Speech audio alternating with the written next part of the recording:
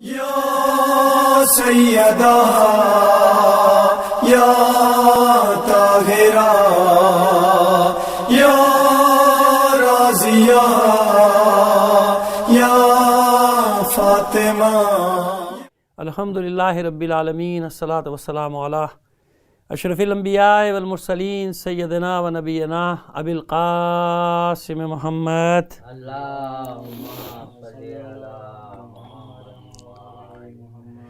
وآلہ الطیبین الطاہرین المعصومین ولعنۃ اللہ علی اعدائہم اجمعین من الآن الی قیام یوم الدین، اما بعد فقد قال اللہ تعالی فی کتابہ المبین وہو اصدق القائلین وقولہ الحق۔ بسم اللہ الرحمن الرحیم۔ وَإِذْ قَالَتِ الْمَلَائِكَةُ يَا مَرْيَمُ إِنَّ اللَّهَ اصْطَفَاكِ وَطَّهَّرَكِ وَاصْطَفَاكِ عَلَى نِسَاءِ الْعَالَمِينَ۔ صدق اللہ العلی العظیم۔ صلوات بھیجیے محمد آل محمد پر۔ آپ سے گزارش ہے جہاں جہاں بھی دنیا میں مومنین کرام اس مجلس میں ہمارے ساتھ شریک ہیں کہ اپنے تمام مرحومین کے لیے، تمام شہداء کے لیے، خاص طور پہ سید اکبر عباس رضوی صاحب علی اللہ مقامہ کے ایصال ثواب کے لیے ایک سورہ فاتحہ پڑھ کر بخش دیجیے گا۔ بسم اللہ الرحمن الرحیم، الحمدللہ رب العالمین۔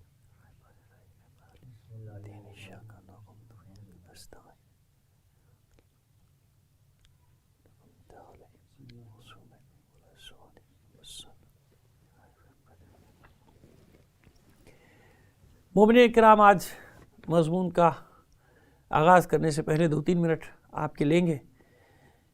آپ کے علم میں ہے، اکثر کے علم میں ہے کہ حسینیہ سید اکبر عباس رضوی جو ایک عزادار مومن کی یاد میں قائم کیا گیا ہے، اور ابھی جو محرم گزرا ہے اسی محرم سے اس کی مجالس کا آغاز ہوا۔ اکبر عباس رضوی صاحب کے بارے میں مجھے زیادہ گفتگو کرنے کی ضرورت نہیں ہے۔ جانتے ہیں احباب، خاص طور پہ ہمارے بزرگ مومنین جانتے ہیں کہ یہ تحت لفظ مرثیہ پڑھنے کی دنیا میں ایک منفرد نام تھا، منفرد لب و لہجے کے مالک تھے، اور بہت عرصے تک ممبر پہ رونق افروز ہو کے تحت لفظ مرثیہ پیش کرتے رہے ہیں۔ بہت ہی ادبی شخصیت، نفیس شخصیت، ان کی نیک اولاد نے یہ سلسلہ جاری کیا ہے سارا سال۔ اس کا مقصد وہی ایک ہی ہے کہ پیغام حسینی کو دنیا میں عام کرنا۔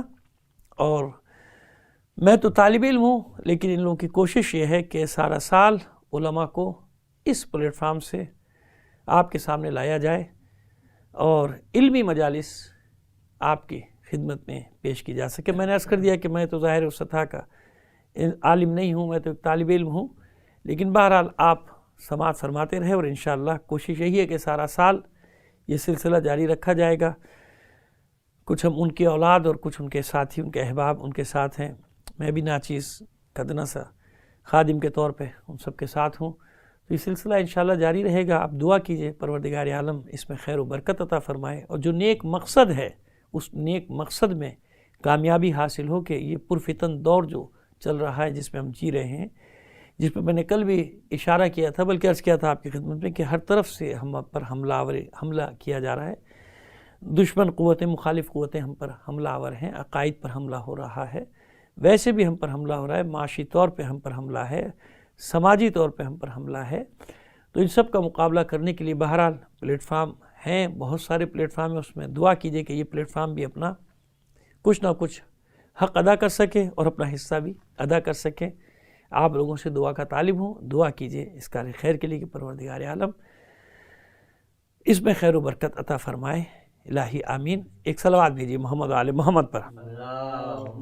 صلی علی محمد و آل محمد۔ عزیزان محترم، کل ہم نے گفتگو کا آغاز کیا ہے، پھر آپ کے سامنے عنوان کا اعلان کر دیتے ہیں کہ مقام فاطمہ از نگاہ معصومین علیہ السلام۔ ظاہر ہے کہ ان 5 مجالس میں ہم بہت ساری روایات اور احادیث تو نہیں پیش کر سکتے، لیکن جہاں تک ہو سکے گا آپ کی خدمت میں گفتگو کریں گے۔ اور پھر ہم نے انداز بھی تھوڑا سا تبدیل کیا ہے، اپنا اس طرح کا اپنایا ہے کہ ہم زیادہ سے زیادہ میٹر آپ کی خدمت میں پیش کر سکیں۔ خطابت کا انداز ویسے بھی ہمارے پاس نہیں، لیکن اس سے بھی الگ ہٹ کے ہم کوشش کر رہے ہیں کہ چاہے ہمیں دیکھ کے آپ کو پیش کرنا پڑے، پڑھنا پڑے، کاغذ پہ لکھ کر لائیں، مگر یہ کہ جو مفہوم ہے اس کا حق ادا ہو آپ تک پہنچنے کا. اس میں بھی مقصد یہ کار فرمائے کہ بچوں کو یہ یاد ہو جائیں یہ چیزیں، یہ دلائل ان کے ہاتھ میں رہیں، اور وہ ان دلائل سے اگر کہیں بحث مباحثے کا موقع آ جائے تو عقلی انداز میں اپنی دلیل قائم کر سکیں، عقلی انداز میں اپنے موقف کو پیش کر سکیں. کوئی مانے یا نہ مانے بحث اس سے نہیں ہے. پیغمبر ختمی مرتبہ صلی اللہ علیہ وآلہ وسلم کی بات سب کہاں مانتے تھے، لیکن دلیل سے بات کی جائے نا وہ اچھا ہے. انبیاء علیہ السلام دلائل سے بات کرتے تھے، یہی طریقہ ہے. گالم گلوچ طریقہ نہیں ہوتی، لڑائی جھگڑا طریقہ نہیں ہوتا. لڑائی جھگڑا گالم گلوچ وہاں شروع ہوتی ہے جہاں دلیل ختم ہو جاتی ہے، جہاں حجت نہیں رہتی، پاس حجت قائم کرنے کے لیے کچھ ہی نہیں رہتا، وہاں یہ ساری چیزیں شروع ہو جاتی. تو یہ بات یاد رکھیے کہ جس کے پاس علم ہے، دلائل ہیں، وہ کبھی بھی اس راستے پر نہیں جاتا. یہ وہیں پہ آپ کو ہر طرح کے جھگڑا فساد فتنہ نظر آئے گا کہ جو دوسرے کی دلیل سننا ہی نہیں چاہتے. آج بھی ہم ایسا ماحول ہے نا، ایسے ماحول میں آ گئے نا کہ اگر کوئی دلیل سے بات کرنے کی کوشش کریں، واقع فدق کو پیش کرنے کی کوشش کریں، حجت قائم کرنے کی کوشش کریں، خطبہ پیش کرنے کی کوشش کریں، لو صاحب بجائے جواب دینے کے دلائل سے ایک مصیبت کھڑی ہو جاتی ہے، ایک قیامت برپا کرنے کی کوشش کی جاتی ہے. حالانکہ ہم بھی اس بات کے قائل نہیں، کسی کو برا بھلا نہ کہا جائے، لیکن سلیقے سے اپنا اختلاف تو پیش کرنے کا حق ہے نا. لیکن اب یہ دور آ گیا کہ نہیں، جبر آ گیا کہ جبرن اس کو مانو اس کو مانو، اس کو یہ نہ کہو اس کو وہ کہنا. کہ بھائی کمال کر رہے ہیں آپ. بھائی بات ہے اصول دین کی، بات ہے فروع دین کی. ہم کیسے دشمنان دین کو اپنا جو ہے اپنے لیے وہ سر کا تاج قرار دے دیں؟ بھائی ممکن ہے آپ میں سے کچھ کے لیے اچھا، پھر وہ ایسے بعض تو شخصیتیں کہ جو عالم اسلام میں بھی اکثریت جانتی ہے کہ ان کا کیا کریکٹر رہا، لیکن اگر کہیں ان کا بھی ذکر کر دیا جائے تو لو جی ایک مصیبت، ایک پہاڑ کھڑا کر دیا جاتا ہے. اس کو یہ کہیے، اس کو وہ کہیے، اس کو وہ کہیے. بھائی کیوں کہیں؟ ابھی تھوڑے دن بعد آپ کہیں گے کہ یزید کو رضی اللہ تعالیٰ عنہ کو، تو ہم کیوں کہیں گے؟ بھائی ہم شیعہ اسی لیے ہیں کہ جو علی کے مقابلے پر آیا ہے ہم اس کو گالی نہیں دیتے، مگر ہم اس کو کچھ نہیں مانتے.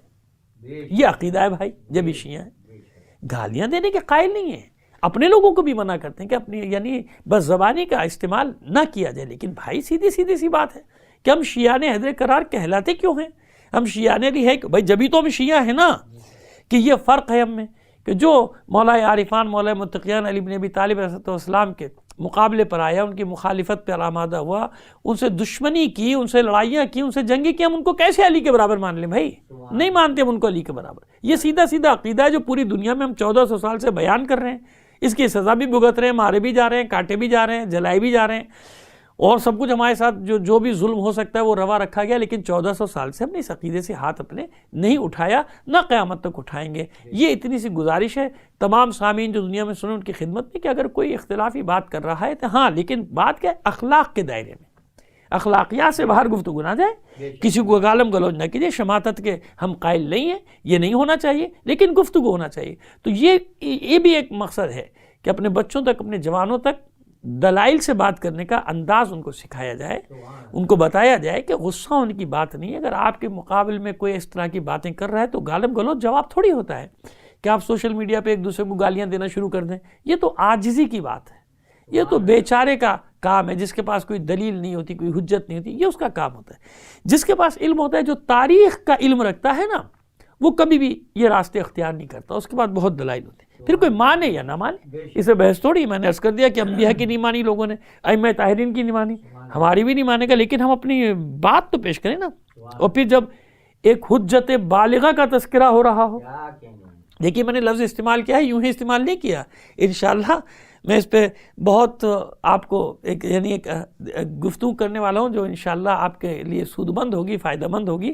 ممکن ہے آج وہاں تک پہنچیں آج کے مجلس میں، ممکن ہے کہ کل پہنچیں، لیکن یہ ذہن میں رکھیے گا یہ ہم نے لفظ یوں ہی نہیں کہہ دیا حجت بالغہ. یقیناً اس پہ بات کریں گے آپ سے. لیکن آئیے آج کچھ احادیث پیش کرتے ہیں آپ کی خدمت میں. جناب فاطمہ الزہرا سلام اللہ علیہ کے بارے میں جو پیغمبر ختمی مرتبہ صلی اللہ علیہ وآلہ وسلم فرما رہے ہیں، یعنی پدر بزرگوار جناب فاطمہ الزہرا سلام اللہ علیہ کے خاتم النبیین، ختم المرسلین، آقائے دو جہاں، سرور کائنات، رحمت للعالمین صلی اللہ علیہ وآلہ وسلم. صلوات بھیجیے محمد علیہ محمد. دیکھیے بات کہاں تک پہنچتی ہے. لیکن پھر اس سے پہلے پھر رہ جائے گی کل کی طرح بات کہ سورہ آل عمران کی 42ویں آیت کے جو ہم تلاوت کا شرف حاصل کر رہے ہیں، ہم اس پہ بات کریں گے. آج نہ صحیح کل پرسوں بہرحال کسی وجہ سے تو اس کی تلاوت کر رہے ہیں نا. یہ جناب مریم سلام اللہ علیہ کی شان بیان کر رہی ہے. جاتے ہیں جناب مریم سلام اللہ علیہ پر بہتان معاذ اللہ لگایا تھا اس زمانے کے لوگوں نے. یہ ایسی بدبخت دنیا ہے کہ جو معصومین پر الزامات لگا دیتی ہے, جو معصومین پر تہمتیں لگا دیتی ہے. تو میں ان لوگوں سے گزارش کر رہا ہوں کہ کبھی اپنا دل چھوٹا نہ کرنا, انہیں تسلی دے رہا ہوں, انہیں ڈھارس دے رہا ہوں کہ جو دین کی راہ میں گھر سے نکلتے ہیں, دین کی خاطر صحبتیں اٹھاتے ہیں, دین کی خاطر باتیں سہتے ہیں, لوگوں کی دشنام ترازیاں کی جاتی ہیں ان پر, انہیں برا بھلا کہا جاتا ہے, ان کو بھی تسلی دے رہا ہوں, ڈھارس دے رہا ہوں کہ تاریخ کو دیکھ لیا کیجئے, قرآن مجید میں قصص انبیاء کو دیکھ لیجئے کیجئے کہ ایسی ظالم دنیا ہے, اور ایسا یہ انسانوں میں کچھ ایسے بدبخت انسان ہیں کہ جو معصومین پر تہمتیں لگاتے ہیں, معصومین پر الزامات لگاتے ہیں. تو آپ بتائیے ہم اور آپ کہاں ہیں؟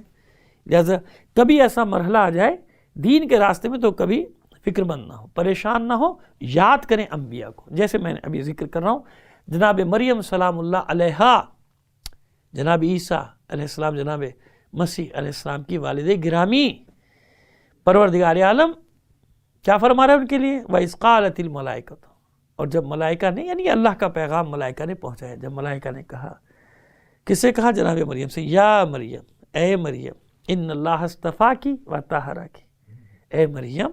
اب میں بریکٹ میں جملے کہہ رہا ہوں, ظاہر ہے کہ آیت کا ترجمہ نہیں ہے, لیکن تشریح کرنے کی کوشش کر رہا ہوں اپنے سامعین اور ناظرین دونوں کے لیے کہ اے مریم, یہ جو آپ پر ظلم ہوا, یہ جو آپ پر ظلم ہو رہا ہے, یہ جو آپ پر تہمت لگائی جا رہی ہے, یہ جو آپ کو اتہام کا نشانہ بنایا جا رہا ہے, اور آپ اتنی ظاہر کتنی اذیت میں ہوگا. ایک ایسی ہستی کہ جو بیت المقدس میں زندگی گزاری ہے, جس کا حجلہ عبادت ہے بیت المقدس میں, جو اسی عبادت کے لیے دنیا میں آئی ہے, اس ہستی پر اس طرح کے الزامات لگا دینا, تو اس کی قلبی کیفیت کیا ہوگی؟ عام انسان کی تسلی سے وہ قلبی کیفیت میں سکون پیدا نہیں ہوگا. لہذا پروردگار عالم تسلی دے رہا ہے ملائکہ کے ذریعے, یا مریم ان اللہ اصطفاکی وطہرکی, اے مریم, اس کی فکر نہ کریں آپ, یا یوں کہیے کہ دل ملول نہ ہو, دل چھوٹا نہ کریں, اللہ نے آپ کا انتخاب کر لیا,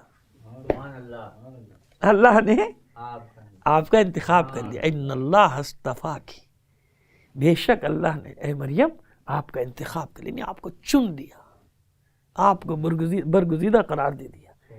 اے مریم, یہ آیت قرآن, اور یہ ایک جگہ نہیں, کئی مقامات میں جناب. سورہ مریم تو پورا ہی آپ کی عصمت کی گواہی دے رہا ہے. یہ ہم سورہ آل عمران سے پڑھ رہے ہیں, 42ویں آیت ہے, بعد میں 43ویں آیت تک بھی پہنچ جائیں گے. اے مریم, اللہ نے آپ کا انتخاب کر لیا. یعنی ایک تو یہ بھی اس آیت نے بتا دیا کہ اگر پروردگار عالم کسی ہستی یا کچھ ہستیوں کا انتخاب کرتا ہے تو بغیر آزمائش کے نہیں. جتنی بڑی آزمائشیں جو ہستی دے گی اس کو اتنا ہی بڑا منصب اللہ کی بارگاہ سے عطا ہوگا. تو اب یہ ایک معصومہ کے لیے اتنا بڑا امتحان کہ معاشرہ اس پر تہمت لگائے, تو اب سوچئے کہ کتنا بڑا آزمائش, کتنا بڑا امتحان. تو پروردگار عالم منصب دے رہا ہے, ان اللہ اصطفاکی, اے مریم, یہ جو آپ مشکل میں ہیں, یہ جو آپ مصیبت میں ہیں, اس کے بدلے میں پروردگار عالم آپ کو بشارت, خوشخبری دے رہا ہے, مقام دے رہا ہے, آپ کا انتخاب کر لیا, آپ کو منتخب کر لیا. ابھی بتاتے ہیں کیا منتخب کیا, کیا منصب دیا. وطہرکی, یہ کچھ بھی کہتی رہے ساری دنیا کچھ کہتی رہے. بھئی اس وقت حامی کتنے ہوں گے آپ کے سوائے گھر والوں کے؟ اور کون ہے حامی؟ کوئی بھی نہیں, گھر کے 2-4 افراد کے سوا. پورا معاشرہ مخالف ہے نا, پورا معاشرہ دشمن ہے آپ کا.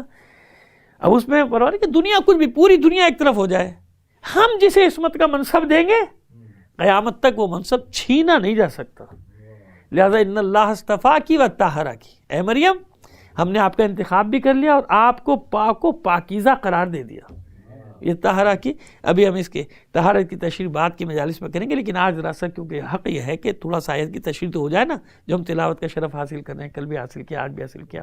وطہرہ کی, اور ہم نے آپ کو پاک و پاکیزہ کر دیا. یہ دنیا کچھ بھی کہتی رہے. پھر تکرار, واصطفاکی, کیسا انتخاب کیا ہم نے آپ کا؟ پہلے ہوا نا ان اللہ اصطفاکی وطہرکی, آپ کا انتخاب کرے. ابھی اس انتخاب کی تشریح نہیں ہوئی کہ کیسا انتخاب ہوا, کیا بنایا بھائی, کیا منصب دیا. پھر تکرار, واصطفاکی علی نساء العالمین, ہم نے آپ کو منتخب کیا, کس حیثیت سے منتخب کیا؟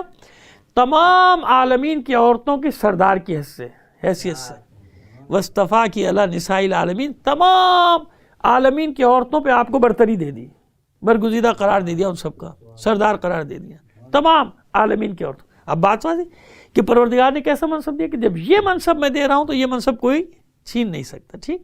تو کسی وجہ سے ہم نے اس آیت کی تلاوت کی کہ ایک تو جناب مریم سلام اللہ علیہ کا منصب واضح ہو جائے کہ دیکھیے یاد رکھیے کہ بے شک تلک الرسل فضلنا بعضهم علی بعض، رسولوں میں بھی فضیلت ہے نا، فضیلت کے درجے بندی ہے نا، سب ایک منصب پہ تو نہیں ہے، لہٰذا یہاں بھی اس لیے ذکر کیا جا رہا ہے، مثال دی جا رہی ہے کہ یہ قربانی جناب مریم سلام اللہ علیہ نے دی تو ہم نے ان کو یہ منصب دیا۔ اب یہ کیوں مثال دی گئی؟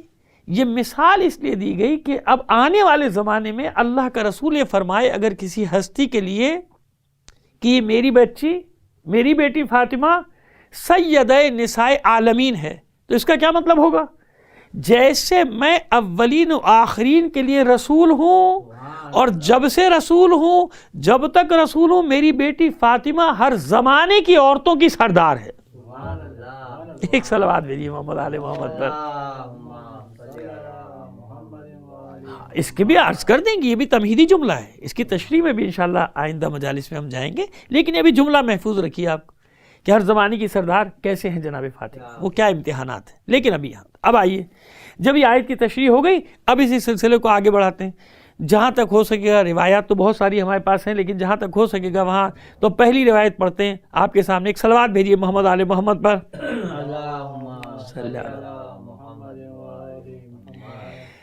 آپ فرماتی ہیں میرے بابا نے مجھ سے فرمایا، یعنی حضور نے فرمایا، میرے بابا نے مجھ سے فرمایا۔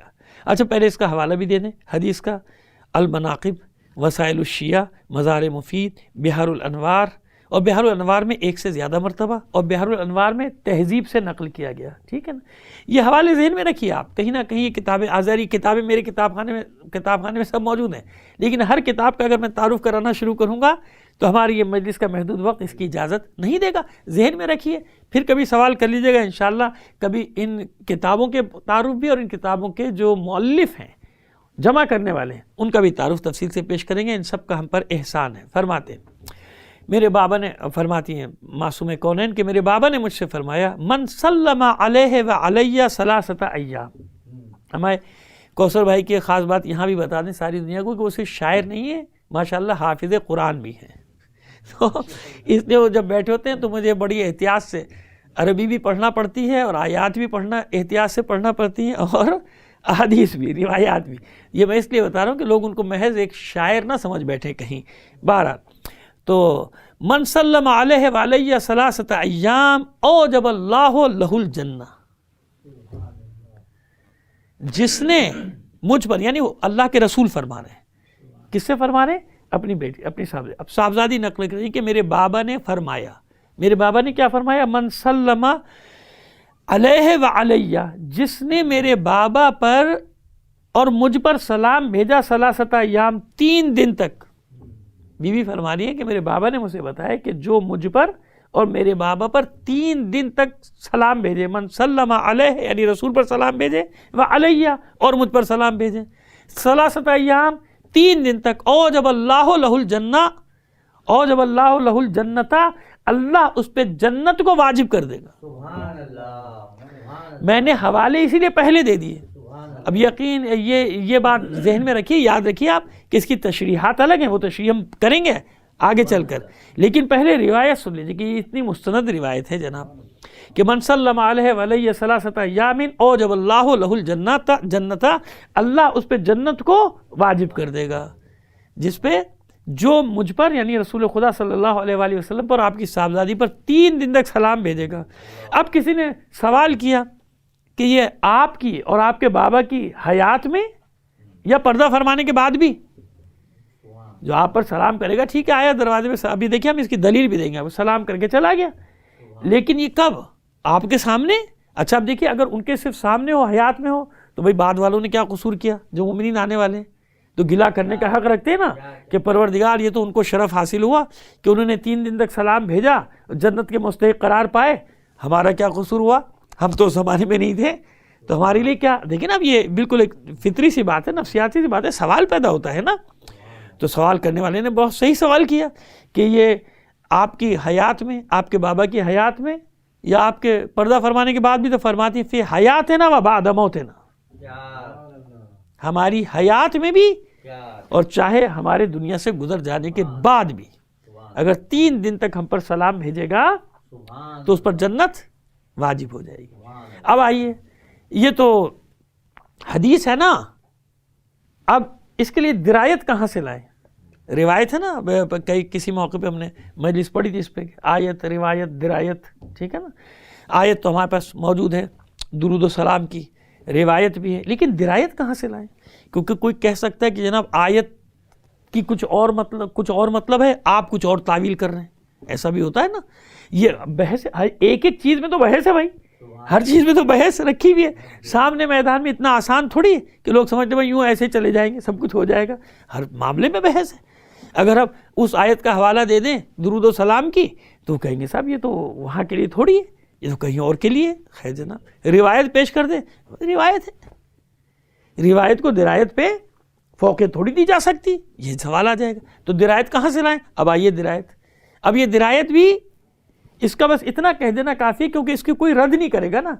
جہاں رد ہونے کی گنجائش ہوتی تو پھر ہم بحث کرتے نا، اس کو کوئی رد نہیں کر سکتا کہ حضور صلی اللہ علیہ وآلہ وسلم کے لیے یہ بات تمام جگہ، یعنی روایات کی کتب میں، واقعات کی کتب میں، سیرت کی کتب میں درج ہے، جہاں بھی بیٹی کا ذکر آتا ہے کہ حضور ہر روز صبح باب فاطمہ پہ رکتے تھے مسجد نبوی میں جانے سے پہلے، اور سلام ان الفاظ میں اس دروازے پر کھڑے ہو کے سلام بھیجتے تھے کہ السلام علیکم یا اہل بیت النبوہ ومعدن الرسالہ ومختلف الملائکہ، اے اہل بیت النبوت آپ پر میرا سلام ہو، صلوات دیجیے محمد آل محمد پر۔ اور یہ بھی عرض کر دیں کہ اگر کوئی اس کا بھی انکار کرے گا تو ہم انشاءاللہ اپنے بچوں، اپنے جوانوں کی خدمت میں آئندہ کی مجلس میں، زندگی رہی کل کی مجلس میں، اور اس پر دلیلیں آپ کے سامنے پیش کر دیں گے اپنے برادران کی کتب سے، تو آپ کی اور تسلی ہو جائے گی۔ تو اب سمجھ میں آیا کہ درایت بھی موجود ہے۔ حضور کا دروازے پہ کھڑے ہو کے سلام کرنا یہ کیا ہے؟ سنت، کہ اس دروازے پر آ کے سلام کرو۔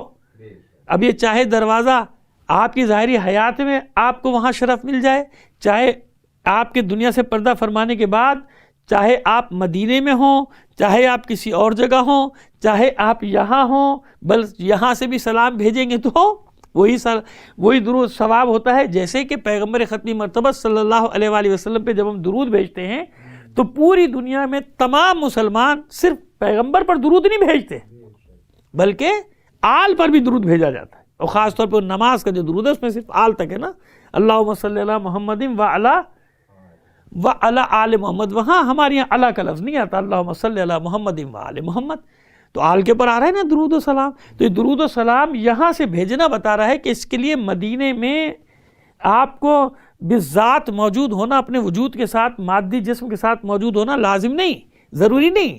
جیسے آپ یہاں سے درود و سلام بھیج رہے ہیں محمد و ان کی آل پر، بالکل اسی طرح ہے کہ جب آپ سلام بھیجیں گے شہزادی کونین معصومہ کونین سلام اللہ علیہ پر، تو چاہے مدینے میں جا کے سلام پڑھیں، چاہے وہ یہاں سے سلام پڑھیں، یہ درایت ہے۔ آئیے اب ایک دوسری روایت پیش کرتے ہیں، ایک صلوات بھیجیے محمد آل محمد پر۔ پانی قبلہ زحمت ہوگی آپ کو، تھوڑا سا پانی مجھے پلا دیجیے، جزاک اللہ۔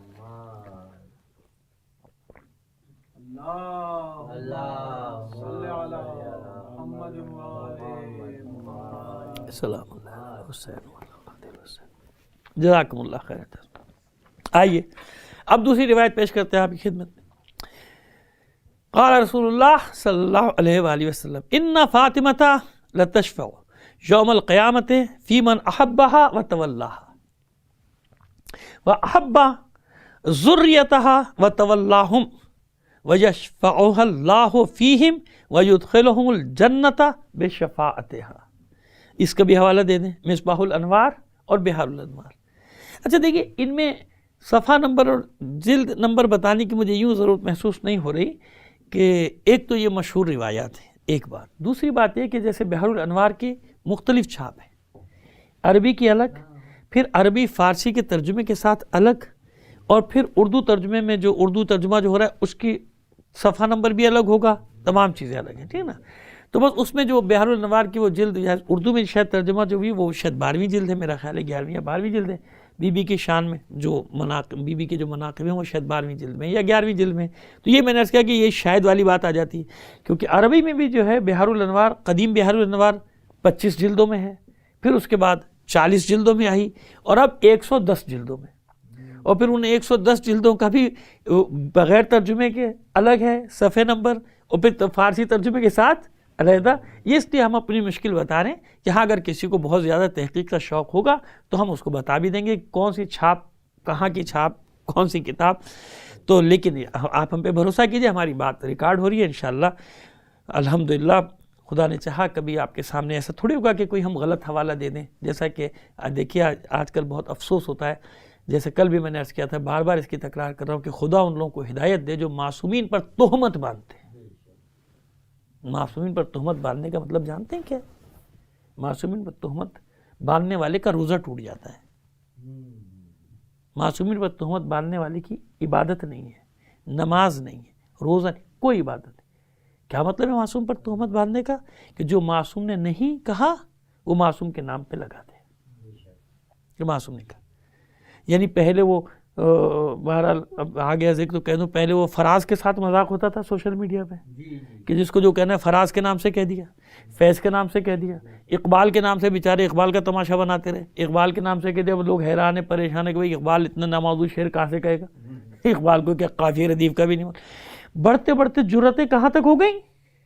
معصومین کے نام سے ایسے ایسے اقوال، لغو باتیں کہ تصور بھی نہیں کیا جا سکتا کہ معصوم ایسی بات کریں گے. اپنی طرف سے وہ قول بنایا، کسی معصوم کا نام لکھا، اور الٹے سیدھے حوالے جن کا کوئی وجود ہی نہیں ہو دنیا میں. اور اگر وہ کتاب ہے بھی دنیا میں تو اس میں وہ واقعہ نہیں جو یہ لکھ رہے ہیں، اور اگر ہے تو اس انداز میں نہیں جس انداز میں وہ لکھ رہے ہیں. یعنی کتنی چیزیں ہیں ایک کے ساتھ. تو ایسا نہیں ہونا چاہیے، اس طرح کی باتیں نہیں کرنی چاہیے. اس سے کسی ایک آدمی کا بھی عقیدہ دیگرگوں ہو جائے تو جس کی وجہ سے ہوا ہے نا، اس کی جہنم تو پکی ہے.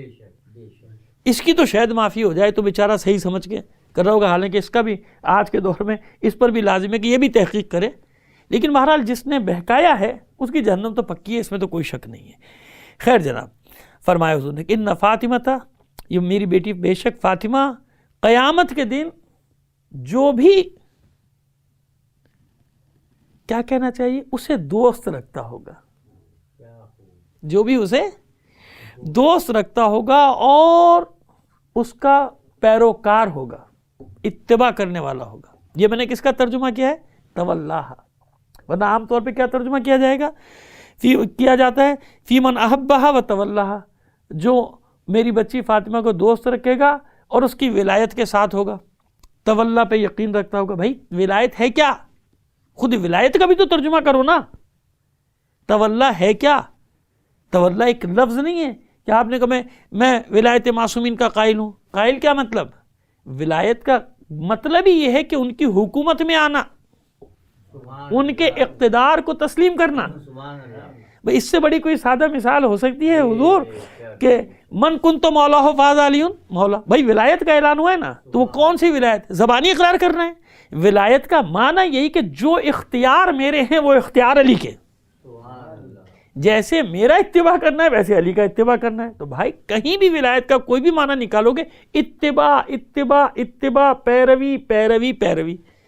اور اگر زیادہ دور نہیں جانا چاہتے، قریب میں ابھی ایک صدی پچھلی صدی میں ہی دیکھنا چاہتے، بلکہ یہ جو بھی صدی گزری ہے اسی میں دیکھنا چاہتے ہیں، تو کوئی لندن جب انگریزوں کا اقتدار تھا بر صغیر پر تو کیا کہا جاتا تھا؟ کوئی شپ پہ، اس وقت تو پانی کے جہاز چلتے تھے نا، ہوائی جہاز تو تھے نہیں، تو پانی جب کوئی لندن جاتا تھا تو کیا کہا جاتا تھا؟ ولایت گیا ہے. بھائی لندن کا نام ولایت تو نہیں ہے کہ ولایت جا رہا ہے. پرانے لوگوں سے پوچھ لیجیے، سب کو معلوم ہے کہ کہتے تھے ولایت، کیونکہ ولایت حکومت ان کی تھی نا ہندوستان پہ. انگریزوں کی حکومت تھی اور ان کا پائے تخت تھا لندن. تو لندن جائے یا انگلینڈ جائے کہا جاتا تھا ولایت جا رہا ہے، یعنی حکومت کی طرف جا رہا ہے، وہاں جن کا اقتدار ہے وہاں جا رہا ہے. یہ ولایت کا ہر جگہ معنی ہے. اب اس کے بعد بھی کوئی نہ سمجھنا چاہے تو بھائی اس کی اپنی مرضی ہے، ہم تو سیدھا سیدھا بتا رہے ہیں کہ ولایت کا معنی کیا ہے. بس میری بیٹی فاطمہ قیامت کے دن شفاعت کرے گی جو اسے دوست رکھتا ہوگا ان کی، اور صرف دوست نہیں رکھتا، وتولاہا، اور ان کا اتباع کرے گا. پیروی کرے گا، یعنی فالو کرے گا ان کو. اور یہاں بات نہیں وَأَحَبَّ ذُرِّيَّتَهَا، اور ہر اس شخص کی شفاعت کرے گی جو ان کی ذریت سے بھی محبت کرتا ہوگا، ان کی اولاد سے محبت کرتا ہوگا، ان کی اولاد کو دوست رکھتا ہوگا، وَتَوَلَّاهُمْ، اور ان کی اولاد کی بھی پیروی کرتا ہوگا. یعنی یہاں مراد کیا ہے؟ ائمہ طاہرین سلام اللہ علیہم اجمعین. صلوات بھیجیے محمد آل محمد پر. وَأَحَبَّ ذُرِّيَّتَهَا وَتَوَلَّاهُمْ وَيَشْفَعُهَا اللَّهُ فِيهِمْ وَيُدْخِلُهُمُ الْجَنَّةَ بِشَفَاعَتِهَا. پس اللہ ان لوگوں کے بارے میں فاطمہ زہرا میری بیٹی کی شفاعت کو قبول کرے گا. وَيَشْفَعُهَا اللَّهُ یعنی شفاعت کر دے گا، یعنی قبول کر لے گا. آپ تشریح کر رہے ہیں، ہم لفظ کی تشریح کر رہے ہیں. وَيَشْفَعُهَا اللَّهُ فِيهِمْ، ان کے لیے، ان کے بارے میں، فیہم سے مراد یعنی عامت الناس، عامت المومنین، کہ ان مومنین کے بارے میں اللہ ان کی شفاعت کو قبول کرے گا. وَيُدْخِلُهُمُ الْجَنَّةَ بِالشَّفَاعَتِهَا، اور ان سب کو جنت میں داخل کر دے گا فاطمہ الزہرا سلام اللہ علیہ کی شفاعت کے سبب سے. یہ ہے شفاعت فاطمہ. لیکن یاد رکھ، یہ سمجھ لیا آپ نے کہ صرف دوست نہیں بننا، صرف آل رسول سے محبت کا دعویٰ نہیں کرنا ہے، ان کی ولایت پر یقین رکھتے ہوئے اس کا اتباع کرنا ہے. یعنی ان کی حکومت کا جب آپ رعایا بن گئے تو رعایا کا کام کیا ہوتا ہے؟ حاکم کا اتباع کرنا. تو ان سے بڑا حاکم تو کوئی نہیں ہے نا ہمارا دنیا میں. ان حاکموں کا اتباع کرتے ہیں بھائی، نہیں کرو تو قانون کے خلاف ورزی ہوگی، چلو بھائی اندر جاؤ. ایسے ہی ہے. تو خدا کے بندو، وہ دین و دنیا کے مالک، وہ دنیا اور آخرت کے سید و سردار آخرت، تو لہٰذا ان کے اتباع تو پہلے شرط ہے، ان کا اتباع کیا جائے. یہ دوسری روایت، اس پہ بھی تشریحات ہیں، لیکن ابھی یہ سن لیجئے، پھر انشاءاللہ بعد کی مجالس میں دیکھتے ہیں کہاں تک بات جاتی ہے. تیسری حدیث، ایک بار صلوات بھیجیے محمد آل محمد پر.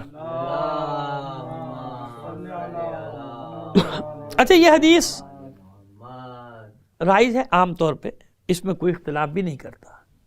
اور اس میں ہم پہلے حوالہ دے دیں کہ جو حدیث پڑھا نا، یہ اس کے الفاظ بھی یاد ہیں زبا زدیہ میں، لیکن ہمیں کیونکہ کچھ بات کرنی ہے اس حدیث کے ضمن میں، اس لیے اس کا انتخاب کیا ہے ہم نے. لیکن یہ بتا دیں کہ یہ حدیث کتنی مستند ہے، اس سے آپ دیکھ لیجئے کہ سوائق المحرقہ میں لکھی ہے. اور سوائق محرقہ سب جانتے ہیں کہ ہماری رد میں کتاب لکھی گئی ہے، ہمارے فیور میں نہیں لکھی گئی، ہمارے رد میں. لیکن اس کے مصنف کو بھی یہ حدیث لکھنا پڑے کہ ہاں یہ حدیث ہے، سوائق محرقہ. اور پھر ہمارے دوستوں ہی کی دوسری کتاب ہے الامامۃ والسیاست، اس میں یہ حدیث موجود ہے. کنز الامال، اس میں یہ حدیث موجود.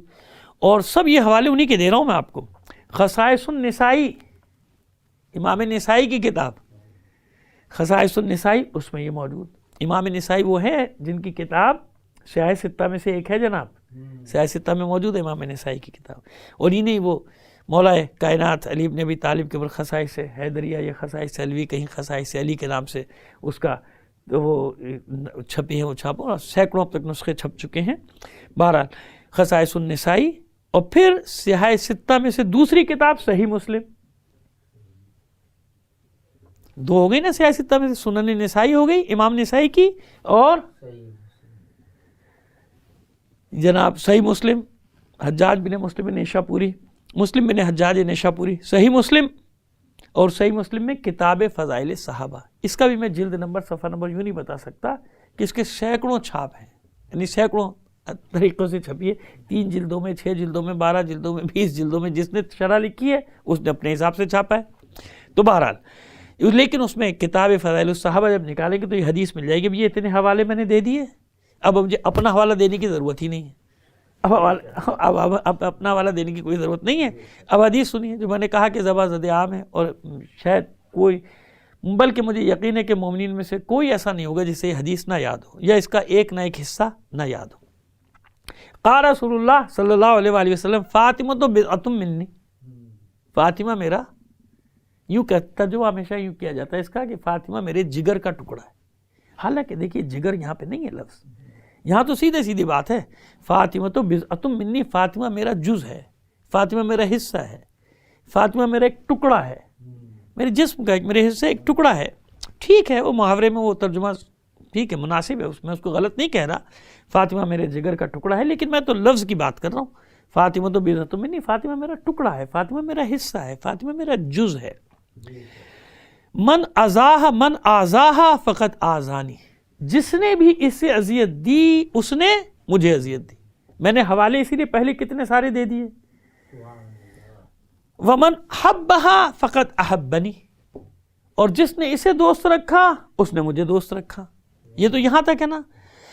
بعض نسخوں میں، ہمارے یہاں تو خیر ہر نسخے میں، ہمارے برادران کی ابھی بعض جگہ یہ پوری حدیث یوں مکمل ہوتی ہے آگے جا کے، من آزاہ فقط آزانی ومن آزانی فقط آز اللہ. یہاں تو یہی لکھا ہے نا اتنا، تو جتنا لکھا ہے میں تو بھائی اتنا ہی پڑھوں گا. لیکن اب جو میں جملہ بتا رہا ہوں یہ ان تمام نسخوں میں تو نہیں، لیکن بعض نسخوں میں اور ہمارے ہر نسخے میں موجود ہے کہ جس نے مجھے اذیت دی اس نے اللہ کو اذیت دی. ومن احبہا فقط احبنی ومن احبنی فقط احب اللہ. جس نے اسے دوست رکھا اس نے مجھے دوست رکھا، جس نے مجھے دوست رکھا اس نے اللہ کو دوست رکھا. یا جس سے یوں کہیے، جس سے فاطمہ راضی اس سے میں راضی، جس سے میں راضی اس سے. یہ جملہ بھی ہے نا کہیں کتنی جگہوں پر ہے، من رضاہا فقط رضانی ومن رضانی فقط رضا اللہ. جس سے یہ راضی اس سے میں راضی، جس سے میں راضی اس سے اللہ راضی. آئیے اب اس پہ ذرا سا بات کر لیں، جو بھی ہمارے پاس 5-10 منٹ ہے اس میں، کہ کیا مطلب ہے اس کا. فاطمہ تو بضعۃ منی، اللہ کے رسول فرما رہے ہیں. اللہ کی نظر میں حیثیت کیا. دیکھیے آج جو میں گفتگو شروع کر رہا ہوں انشاءاللہ زندگی رہی یہ آج مکمل نہیں ہوگی، کل یہی تمہید بن جائے گی ہماری نا، کل یہی سے ہم بات کا آغاز کریں گے.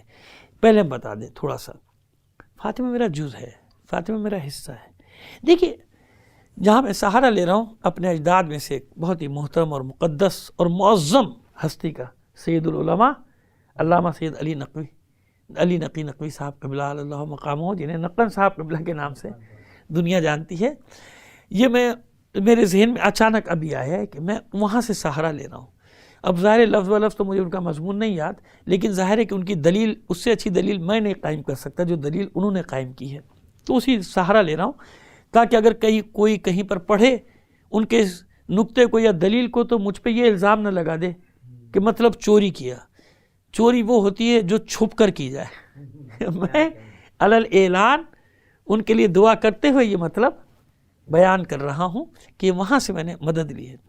بس یہ کہ الفاظ میرے اپنے ہیں، کچھ کم زیادہ ہو جائے گا مطلب، لیکن ذہن میں ہے میرے. برسوں پہلے میں نے پڑھی تھی یہ دلیل کہ اس کا مطلب کیا ہے فاطمہ تو بضعۃ منی. دیکھیے پہلے بھی کسی مقام پہ خیر یہ مطلب میں نے ہی بیان کیا تھا، میں نے اوروں نے بھی بیان کیا ہوگا بہرحال، کہ سنت کہتے کسے. دیکھیے ہمارے برادران کے یہاں سنت کی تعریف کیا ہے؟ قول فعل، قول رسول، فعل رسول، تقریر رسول. ابھی گزشتہ ایام میں بھی ہم نے کسی مجلس میں یا مجالس میں یہ مطلب بیان کیا تھا. خیر آج یہ چلے جاتے ہیں تو آسان سا مطلب ہے، سب کو معلوم ہے کہ اسے سنت رسول کہتے ہیں. ہمارے یہاں یہ سنت آگے بڑھ جاتی ہے. 14 معصومین کے جو اقوال افعال ہیں یہ سب سنت ہیں، سب ہمارے لیے سنت رسول ہی کہلائی، سنت معصوم کہلائی جاتی ہے. قول معصوم، فعل معصوم اور تقریر معصوم. بحث اس میں نہیں، بحث آگے ہے. بحث یہ ہے کہ مردوں کے لیے حضور کی سنت ہر میدان میں موجود ہے. قول رسول بھی ہے، فعل رسول بھی ہے، تقریر رسول بھی ہے. اچھا کتنے ہی زندگی کے مراحل ایسے ہیں کہ جن میں خواتین مرد سے علیحدہ ہیں، مسائل ہی علیحدہ ہیں، خواتین کے مسائل ہیں. اللہ نے، یہ اللہ کا نظام ہے نا، یہ ہمارا بندوں کا بنایا ہوا نظام تو نہیں ہے. اللہ نے ان کو الگ رکھا ہے مسائل میں. اچھا تو بھائی ان کا کیا قصور ہے؟ وہ سنت رسول کہاں سے لائیں؟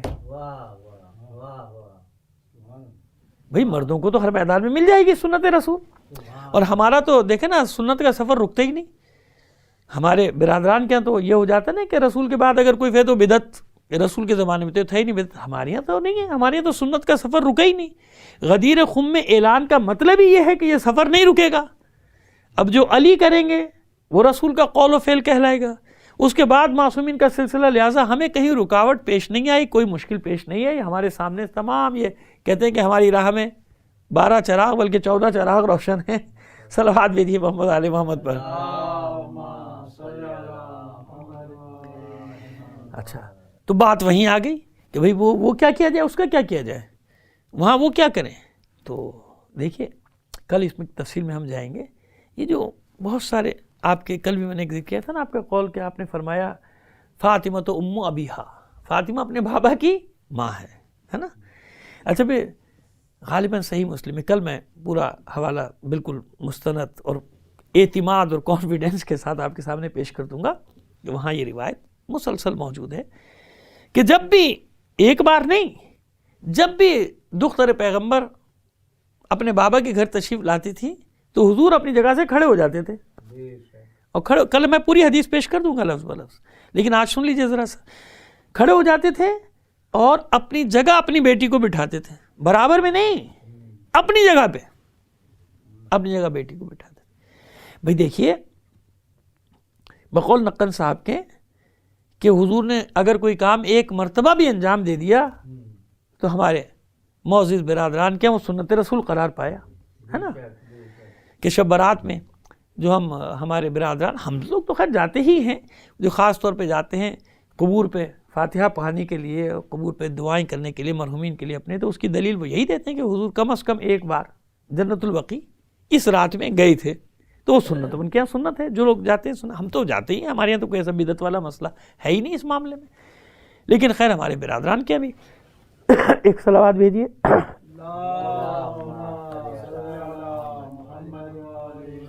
سنت قرار پائیں گے، یہ سنت ہے. تو آپ فرما رہے ہیں کہ حضور جب بھی آتے تھے تشریف لاتے تھے صاحبزادی کے لیے، وہ جب بھی دختر رسول تشریف لاتی تھی حضور اپنی جگہ سے کھڑے ہو کے استقبال کرتے تھے. استقبال کا لفظ ہے، استقبال کرتے تھے اور اپنی جگہ پہ بٹھاتے تھے، مرحبا کہتے تھے، خوش آمدید کہتے تھے، اور اس کے بعد اپنی جگہ پر ان کو بٹھاتے تھے. تو بھائی پھر جب حضور اپنی صاحبزادی کے لیے فعل انجام دے رہے ہیں تو بھائی سنت ہونا چاہیے نا.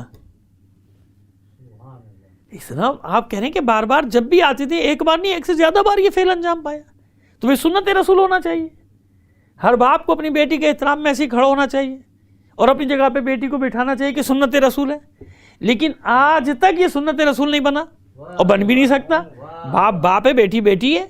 بھائی اس زمانے میں بھی کتنے محترم ہستیاں ہیں، لیکن بتا دیجئے کوئی مثال کہ بیٹی گئی اور باپ احترام میں کھڑا ہو گیا، نہیں، سوال ہی پیدا نہیں ہوتا. بھائی دیکھیے تمام تر عظمتوں کے باوجود مولا کائنات، مولا عارفان علیہ الصلوۃ والسلام کبھی ایسا نہیں ہوا کہ اپنی صاحبزادی کے لیے، وہ ثانیہ زہرا سلام اللہ علیہ کبھی اپنی صاحبزادی کے لیے کھڑے ہوئے ہوں. ہاں یہ ضرور ہے کہ بھائی کھڑے ہو جاتے تھے، امام حسن ہو یا امام حسین علیہ السلام، ان کے لیے روایت مل سکتی ہے، مل سکتی ہے، ڈھونڈیں گے تو کھڑے ہو جاتے ہیں احترام کے لیے، لیکن باپ نہیں. تو بھئی یہ سنت قرار کیوں نہیں پایا؟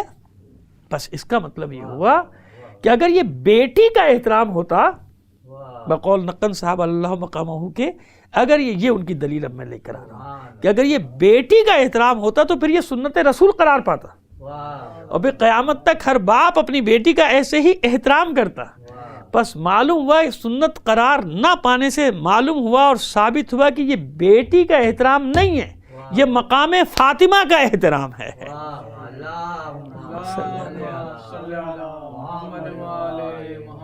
یہ مقام فاطمہ کا، اور مقام فاطمہ کیا؟ اب یہ بضعۃ منی کی ذرا سی تشریح کر کے اور آج کی مجلس ختم کرتے ہیں. اب آئیے اب اس کا معنی ہمیں معلوم ہوتا ہے. جز ہونے کا کیا مطلب ہے، حصہ ہونے کا کیا مطلب ہے، ٹکڑا ہونے کا کیا مطلب ہے؟ کہ حضور سر تاپا جب سے آپ کا نور خلق ہوا ہے رسول ہیں، بنائے نہیں گئے.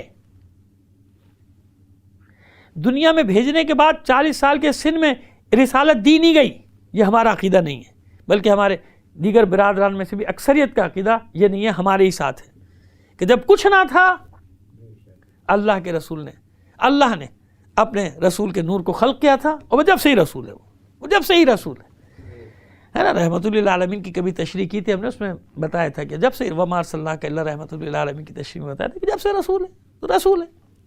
جب رسول ہے مکمل رسول ہے. اب اگر وہ کسی ہستی کو اپنا جز قرار دے رہا ہے تو وہ کیا کہلائے گی؟ جزو رسالت. کیا کہلائے گا وہ؟ اسی لیے جناب فاطمہ الزہرا سلام اللہ علیہ کو جزو رسالت کہا جاتا ہے. جزو رسالت کیوں کہا جاتا ہے بھائی؟ یہ جزو رسالت کہا ہی اس لیے جاتا ہے کہ قیامت تک کے لیے ظاہر ہے کہ خواتین کے لیے ان کے مسائل میں، ان کے مرحلوں میں جو ان کے درپیش ہوتے ہیں، سنت رسول کہاں سے آئے گی؟ نہیں آ سکتی نا. لہذا فاطمہ زہرا سلام اللہ علیہ کا ہر فعل قیامت تک کے لیے سنت رسول قرار پائے گا. یہ ہے مقام فاطمہ. اس لیے ہر معصوم نے، تمام معصومین نے، یہ ہم نے خلاصہ بھی 5 دن کی مجلس کا آج موقع آ گیا 2-3 جملوں میں آپ کی خدمت میں پیش کر دیا. یہ ہے مقام فاطمہ. اس لیے معصومین کی نگاہوں میں عظمت فاطمہ کیا ہے یہ ہم بیان کرنے کی کوشش کر رہے ہیں، کیونکہ جانتے ہیں کہ نقص رہ جاتا نا، نقص رہ جاتا. اگر فاطمہ نہ ہو تو نقص رہ جاتا. اور کہاں کہاں فاطمہ نے رسالت، ولایت اور امامت کا دفاع کیا ہے، کیسے کیا ہے، انشاءاللہ کل سے ہم اس بات کا آغاز کریں گے. آج اتنا ہی. کتنا اللہ کے رسول نے سمجھایا، بتایا، قدم قدم پر لوگوں کو بتاتے رہے. دیکھو جس نے اس کو اذیت دی اس نے مجھے اذیت دی. آپ لکھ رہے ہیں سرکار، آپ لکھ رہے ہیں، اور آج آپ مقام فاطمہ پہ بحث کرنے چلے. آج آپ شان فاطمہ کو گھٹانے کی مذموم کوشش کرتے ہیں. بڑے ادب اور احترام سے میں کہوں گا اپنے احباب کی خدمت میں کہ تھوڑا سا تو احساس ہونا چاہیے، تھوڑا تو پاس ہونا چاہیے. رسالت مآب صلی اللہ علیہ وآلہ وسلم کا حق کا ہی پاس کر لو. اسی احترام کو پیش نظر رکھیے آپ کہ آپ خود فرما رہے ہیں کہ جس نے فاطمہ کو اذیت دی اس نے رسول کو اذیت دی، پیغمبر کو اذیت دی. تو کیا سمجھ میں نہیں آ رہا آپ کو؟ اور کسی ہستی کے بارے میں یہ جملے ہیں آپ کے؟ کسی یا فاطمہ کے بارے میں، یا ہمسر فاطمہ کے بارے میں، یا اولاد فاطمہ کے بارے میں. من آذاہم فقد آذانی، جس نے ان کو، اولاد فاطمہ کو، اہل بیت کو، میرے جس نے اذیت دی اس نے مجھے اذیت دی. اب مجھے بتائیے کہ اس بیٹی کو، جس بیٹی کے لیے اللہ کا رسول آپ کے بقول بھی، آپ بھی نقل کر رہے ہیں، آپ راوی ہیں، آپ یہ لکھ رہے ہیں کہ اسے اذیت نہ دینا، اللہ کے رسول نے فرمایا. جب اس بیٹی کو دربار میں بلایا جائے گا، کیا یہ خود اس بیٹی کے لیے، اس بیٹی کے بابا کے لیے اذیت کا سامان فراہم نہیں کیا جا رہا؟ اسے طلب کیا جائے، گواہی کے لیے، مقدمہ لڑنے کے لیے بلایا جائے. اچھا جانتی تھی معصومیں کون ہیں، حق مجھے ملے گا نہیں، لیکن اس کے باوجود آپ نے دربار میں جانا قبول کیا نا. گئیں، خطبہ دیا. وہ خطبہ بھی موجود ہے، اس پر ہم الگ 5 مجالس کسی اور جگہ پڑھ رہے ہیں انشاءاللہ، وہ بھی آپ لوگوں تک پہنچ جائیں گی. خطبہ بھی دیا. لیکن جس شان سے گئی تھی نا، وہ شان یہ تھی کہ خاص خواتین گھر کی، کنیزوں سمیت، اور دیگر خواتین کے ساتھ، ان سب نے اپنے حلقے میں لیا تھا بی بی کو. اور بی بی کی چادر اتنی بڑی ہوئی تھی، پھیلی ہوئی تھی دور تک. سمجھ گئے ہوں گے آپ احباب کہ حجاب کا ظاہری منظر بھی کیا تھا. باطنی حجاب تو میں انشاءاللہ زندگی نہیں بتاؤں گا کل یا پرسوں کی وجہ، ظاہری حجاب کی کیفیت بتا رہا ہوں کہ اتنی بڑی چادر تھی جو پھیلی ہوئی تھی دور تک. اچھا جب انسان کسی ایسی جگہ جاتا ہے نا کہ جہاں اسے خدشہ ہو کہ معاذ اللہ اس کی اہانت کا خوف ہو یا اہانت کی جائے گی، تو وہاں کوشش کرتا ہے اپنے بچوں کو نہ لے کر جائے. یہ فطرت ہے انسانی، کیونکہ نہیں چاہتا کوئی بچوں کے سامنے اس کی توہین کرے نا، نہیں چاہتا کوئی. میں ایسے مناظر میں نے بہت دیکھے کہ بیچارہ کوئی مقروض قرض ادا نہیں کر سکا، اور جب اس کے گھر پہ آ کے قرض خواہ نے